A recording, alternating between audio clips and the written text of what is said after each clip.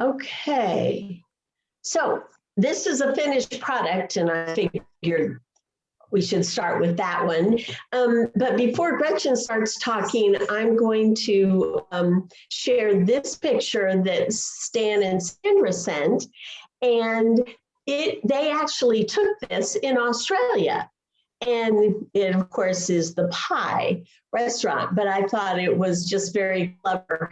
And the fact that they had their hands on this picture to send was just too great. So I thought they did a good job with their fonts here. That was pretty good. So, all right, Gretchen, why don't you go ahead and take it, starting with the fact that it is a well-loved, well-used recipe. Yes, this is a Better Homes and Garden cookbook. And in the back of the cover is a lot of basic recipes. And this is the recipe my mother always used. And I put a little side thing on there. If you wanted to make 2 apple pies, you need about 6.5 pounds of apples, just for my own reference. So I will say that I have tried to make a pie crust before, and just looking at a recipe is not enough. It did not work well. And so I want to really watch what Gretchen does. So I'm going to go to the next slide. You want to say anything or just? Well, the only thing different here is it's 4 basic things, but I use lard. My mother always used lard.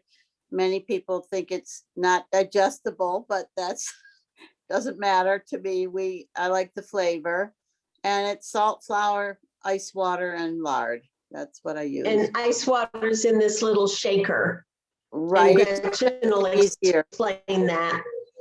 Yeah, you sprinkle it a little, it makes it more uniform in your flour to have, it shake it. That's all. Okay. Want me to just keep going? Yeah. Okay. This is basically the lard cut in, for each 2 cups of flour, you do 2/3 cups of lard. So I did it 4 cups of flour and 4/3, 4/3 tablespoons. Yeah. Thirds. Yeah. And the salt's in the little thing, and the water, and the pie plates. The one on the back is the one I'm going to use for the peach pie. The one on the right, when you just do a shell that you want to fill later with like banana cream or chocolate pudding or whatever, it's nice to have a flat edge, because it's going to shrink, and then you can have the flat edge and decorate the flat edge. That's what I did. That's why I liked the flat edge on the pie plate. Yep.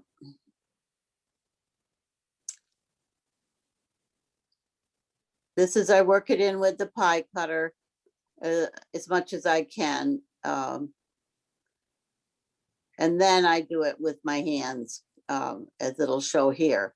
I just put the flour in my hands and keep doing my fingers so the pieces of lard get smaller and more mixed in uniformly. That's all. Then I sprinkle the ice water in and stir, and then put some more in and stir until it's the consistency that you can make a ball. I just keep tossing it. And so it sticks together. Then you're ready to start making a thing to roll out. The thing with not using too much water is that your pie crust is going to be very flaky, is what you want, but it also breaks up. So as you roll it, you correct and mend those edges as you're rolling, so you can get a nice, and that's a bigger one, and you still have to keep and flipping it over several times after you roll it. Sometimes I put flour on the rolling pin, and just keep working it out. Now, yeah. And now I roll it over on the rolling pin so I can lift it without it tearing. as I lift it over the pan, the plate. Yeah. Then I ease it in and then trim the edges. I trim the edges after I put the pie filling in, because the pie filling is going to press it down and shrink the edges. So you want enough on the outside. So I trim it after I put that in. Then I put a little milk around the edge, and that's the top piece. And I Oops, put, oh, I milk before that, and then I trim it. So the milk Oh. seals, what? So you trim the bottom one first, and then Yeah. you put milk on the edge, and you lay Yeah. the other one on top, Right. and then trim the top. Yeah. Okay. You can trim them both at the same time if you want to, but it doesn't really matter. Okay. And then I flip up to make sure that one picture, that back picture, just to make sure both are sealed. And then, yeah, there, so the bottom and the top, I can lift them both. Then I just turn them into themselves and braid it around the edge a little bit. Yeah. And then this is what I used the little pie cutters for decoration around the shell that I was going to bake.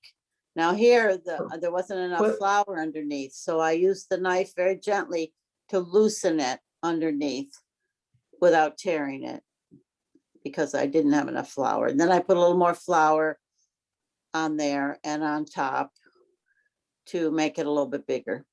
Now this I'm putting into the shell, and you have to be really careful to allow the crust to fall into the shell, into the pie pan, and not stretch it, because just kind of ease it into the edges of the pie pan, because once you bake it, it's going to shrink. That's one reason you do a lot of forking around to let it not, it doesn't shrink. Then I put a little milk around the edge, and I place the shapes, whatever you want to make, leaves, Christmas trees, whatever. Very pretty. That's the finished. Now, even at that, when you see it baked, it did shrink. Even with all that work I did, it did shrink. That's a little cherry pie I made with the leftover crust that I had.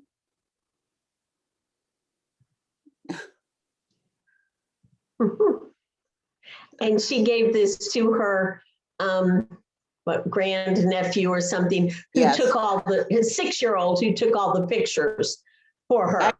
This one was the 4-year-old. Oh, the 4-year-old. Yep. Didn't take this picture, but any picture that I had both hands busy, he took those pictures. Yeah. Wow. Oh, here's the shell. Yeah. Now, this is the shell, and you can see it shrunk off the edge of the outer lip of the plate.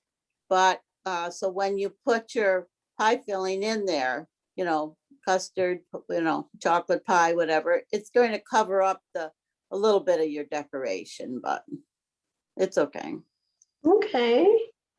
And this was your peach pie. Yes, that's the peach pie we're going to eat tonight. Pretty decoration on it. Okay, does anyone have any questions, or do they do something differently when they make? I'm going to stop the share, but Gretchen, you can answer questions. Sure. If anybody makes pie crust a different way, or any questions? Oh, hold on. Let's see. I put one in the chat. What? Put a question in the chat for Gretchen. Oh, I can't see it, but maybe it says, this is an awesome recipe, and what cookbook was it again? And when was it printed? It was Better Homes and Garden, and I believe it probably is in the current ones, but this one was a very old one. I don't have the date of it.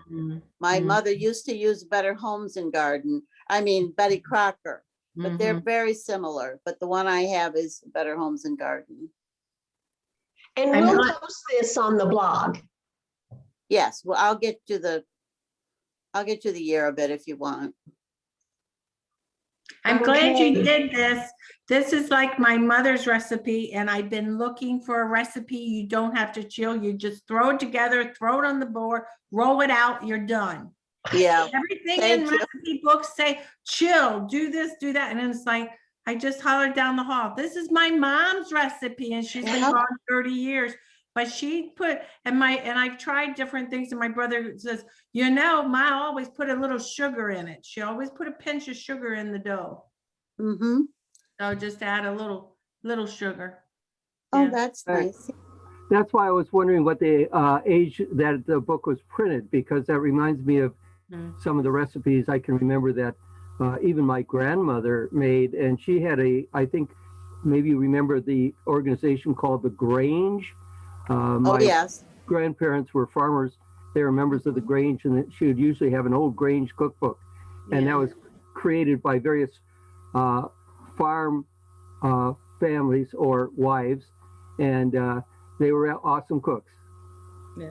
Uh, And I am from the east, so it'd be Pennsylvania Dutch, Western Maryland. yeah. Well, Well, that was my mother's recipe. Yeah. Billy Ward typed in Gretchen. So Billy kind of seeks out cherry pies in all of his travels. And he said that looked pretty tasty. Uh-huh. Thank you. I have a little hint for blueberry pie. I buy the pie filling, the good Comstock pie filling, but I put at least a cup of fresh blueberries in with it because there's never enough. And I don't have to go through the whole thing of making the basis, the basic part of it. So that helps me out with blueberry. Great idea.